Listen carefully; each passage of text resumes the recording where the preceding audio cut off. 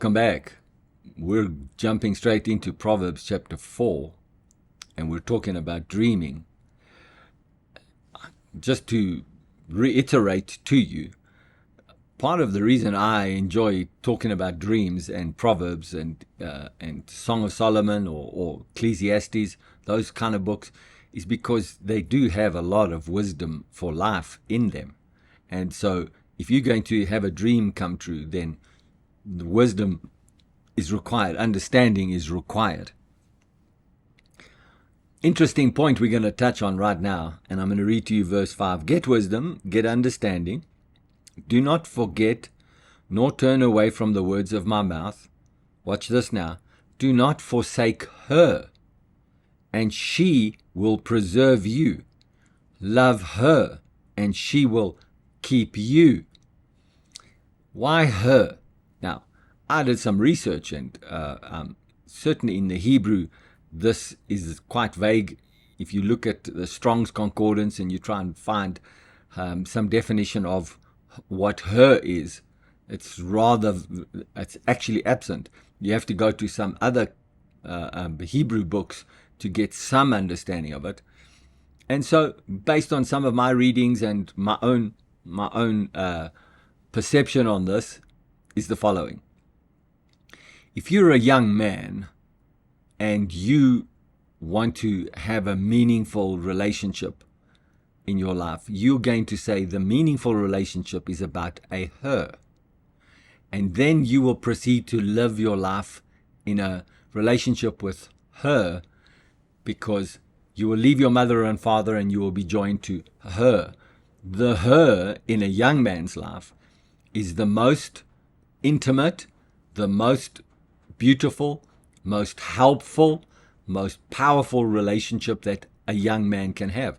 So remember when he started off in Proverbs 4, he says, hear my children the instruction. When I was my father's son, tender and the only one in the sight of my mother. So he's definitely talking about a son, he's talking about a young man. And so when he says, do not forsake her, and she will preserve you, he's trying to create an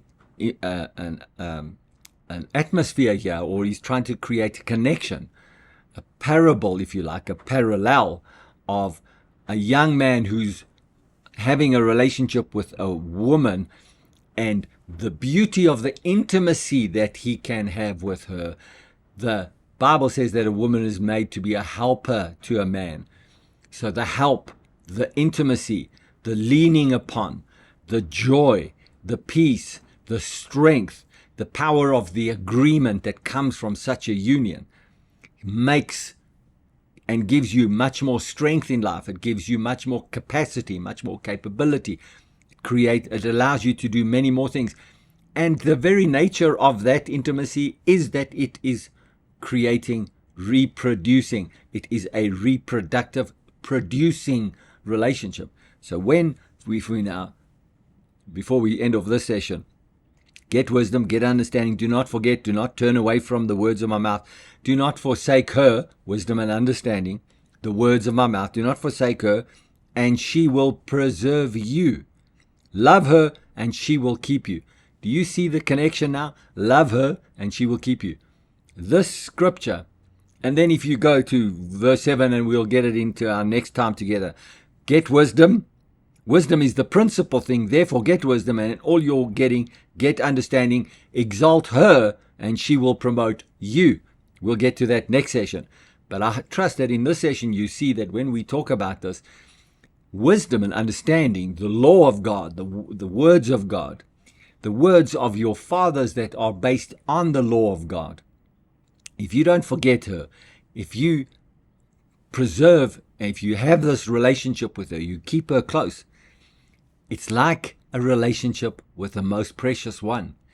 It helps you, it strengthens you, there's power in it, there's the capacity for productivity. This is an amazing analogy. It's a parallel of how powerful wisdom and understanding can be in your life. So as you're reaching for your dreams and you want things to begin to deliver, these areas to become real and positive and have them deliver in your life, it's a grand thing. It's a wonderful thing. Stay close to wisdom. It's like a most precious relationship.